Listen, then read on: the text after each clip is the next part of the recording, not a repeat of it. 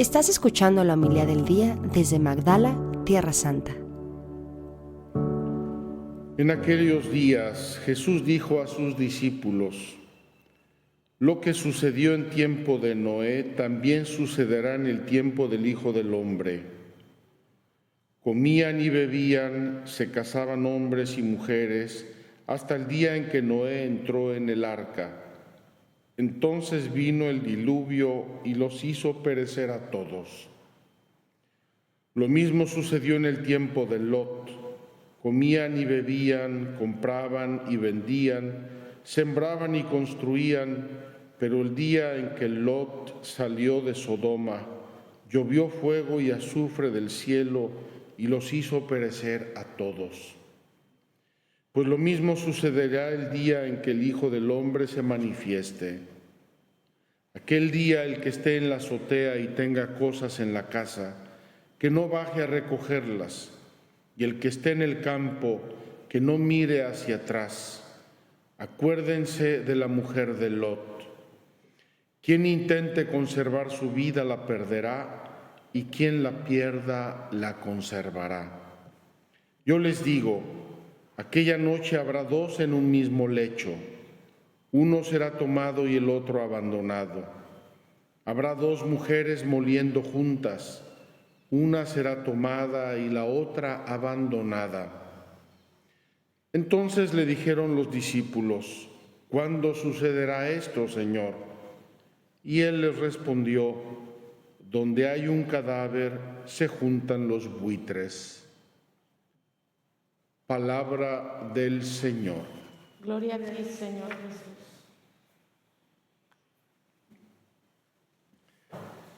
Queridos hermanos, quiero en primer lugar felicitar a nuestra lectora, Miriam, que ustedes han escuchado ya en el Rosario.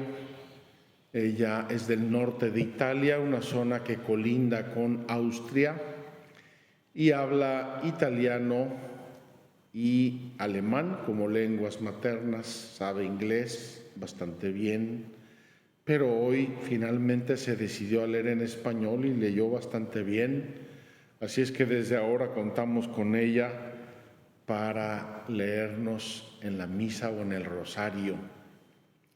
Felicidades, Miriam, porque venciste el miedo que todos tenemos por primera vez a leer cuando no es nuestra lengua materna.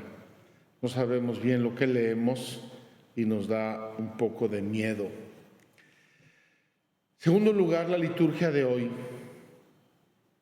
Este pasaje del libro de la sabiduría, capítulo 13, es un pasaje muy importante.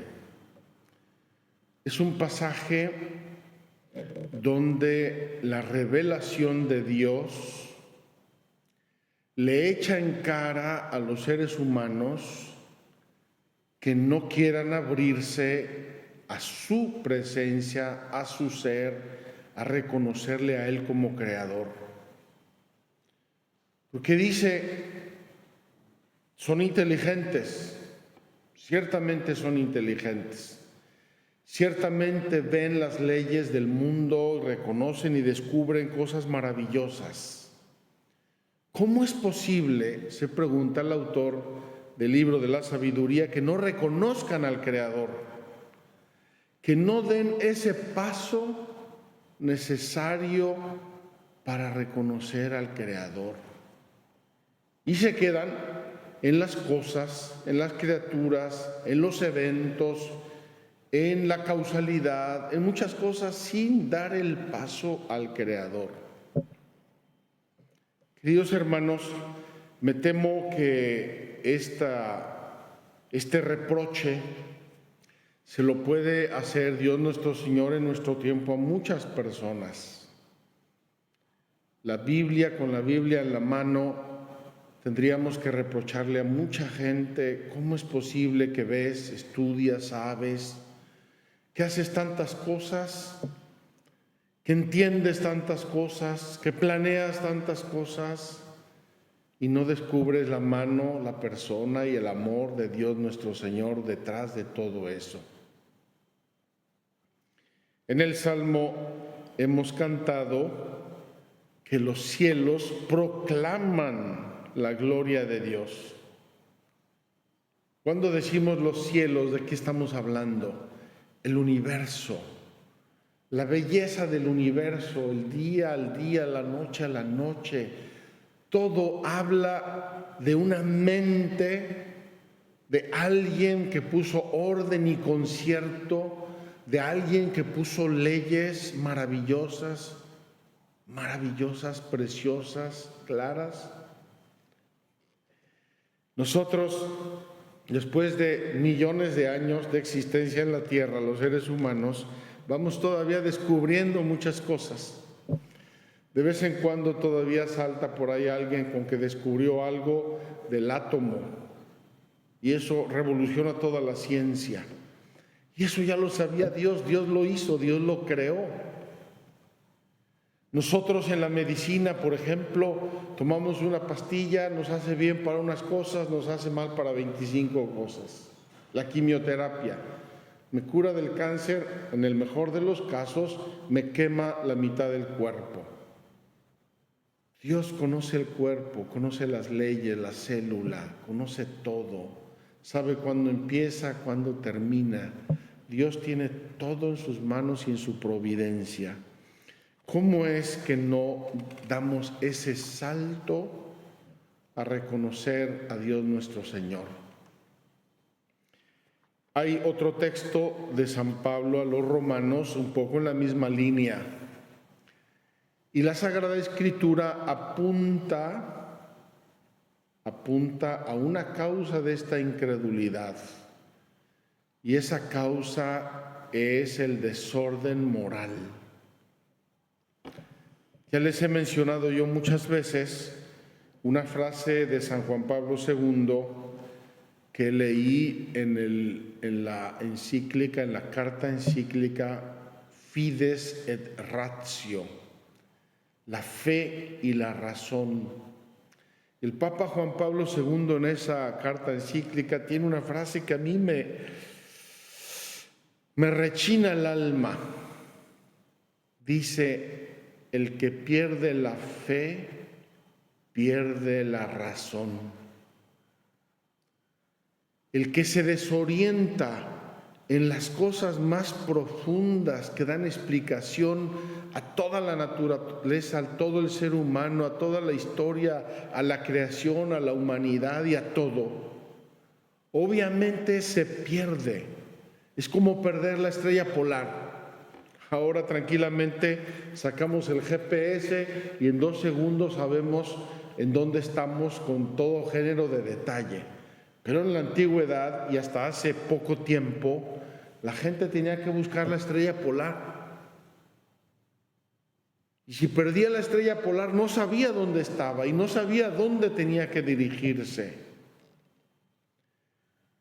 Esa estrella polar, que es un trillonésimo del universo, es parte de la obra creadora de Dios. Queridos hermanos, yo espero el día en que podamos ver las cosas como Dios las ve. Nos vamos a reír mucho. Probablemente nos vamos a reír mucho y vamos a ver cómo hemos caminado a tientas entre tantas cosas de la vida, de la historia, de la naturaleza, del ser. Cuando Dios conoce todo, sabe todo, ve todo, todo le es presente. Por eso, en el Evangelio de hoy, Jesús dice con toda razón: atentos, depende de nosotros cómo nos ponemos delante de la realidad, cómo nos ponemos delante del fin del mundo, de nuestro ser, y cómo hacemos o no hacemos las opciones debidas. Dice hoy en el centro matemático, en el centro del Evangelio de hoy: quien intente conservar su vida la perderá, y quien la pierda la conservará. Es decir, es una opción, es un acto de nuestra libertad.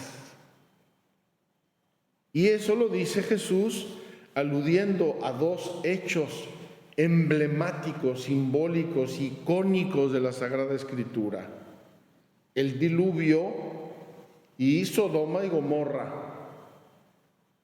Ante esos dos hechos, dice la Sagrada Escritura, algo similar va a aparecer al final de los tiempos. En esos momentos la gente se casaba, compraba, hacía, deshacía lo que quisiera. Al final de los tiempos va a pasar algo similar. Y dice Jesús, aquel día el que esté en la azotea y tenga cosas en la casa, que no baje a recogerlas. Ya no es tiempo, ya es tarde. Hay que vivir el momento, en cada momento, según Dios quiere, porque no vas a poder correr a ningún lado. Quien intente conservar su vida la perderá, y quien la pierda la conservará. Yo me pregunto, ¿cuánta relación tiene este conservar la vida o perderla con el confiar en nuestra fe? Confiar en Dios. Cuando yo era estudiante, recuerdo bien a uno de mis compañeros hizo un ensayo de predicación. Teníamos todos que inventarnos una homilía toda imaginaria, un auditorio imaginario y hacerle una predicación. Uno de mis compañeros, muy simpático, muy dotado por Dios, hizo una homilía sobre la fe y puso un ejemplo que se lee en muchos lugares, como un ejemplo medio gracioso, medio chistoso, medio verdadero. Dice que iba uno caminando por el campo y entonces, sin darse cuenta, se acercó a un precipicio y se cayó en el precipicio. Mi amigo y compañero lo hacía muy dramático todo, ¿verdad? Se cayó en el precipicio, iba volando hacia abajo, 200 metros volando, y de repente vio una ramita y se agarró a la ramita. Y ahí se quedó volando en el precipicio, 100 metros para arriba, 100 metros para abajo. Y empezó a gritar desesperadamente: ayuda, ayuda, auxilio, socorro, y cogido a la ramita. De repente escucha una voz: hijo. Sí, Señor, ¿dónde estás? Hijo mío, te amo. Sí, Señor, gracias. ¿Crees en mí? Claro, Señor, que creo en ti, claro que creo en ti, Señor, ayúdame. Suéltate. Y dice: ¿no hay alguien más por ahí? ¿No hay alguien más? Si le crees a Dios, suéltate. Creemos más a unos bomberos que nos están esperando abajo con una cama elástica. Creemos a Dios como para soltar la ramita y dejarnos caer en el vacío sabiendo que Dios nos va a salvar.